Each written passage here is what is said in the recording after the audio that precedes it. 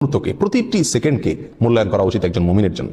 একটা মিনিট সময় এর ভিতরে যদি আমি আমল করতে চাই তো বহু আমল 1 মিনিটের ভিতরে করা যায়। প্রতিদিনে 1440 মিনিট আমরা ব্যয় করে থাকি। এই 1440 মিনিট থেকে প্রতিদিন যদি 1 মিনিট আমি আমল করি আর এটা নিয়মিত করি আমার মৃত্যু পর্যন্ত, ইনশাআল্লাহ দেখা যাবে আমার আমল নামায় আমলের বিশাল পাহাড় জমা হয়ে গেছে। কিভাবে সেটা, কিসে আমল আমরা 1 মিনিটের ভিতরে এত আমল করতে পারি? কয়েকটা আমরা নজির স্বরূপ বলতে পারি। 1 মিনিটের ভিতরে আমি যদি সুবহানাল্লাহ পড়ি, 1 মিনিট সুবহানাল্লাহ পড়লে 100 বার সুবহানাল্লাহ বলা যায়।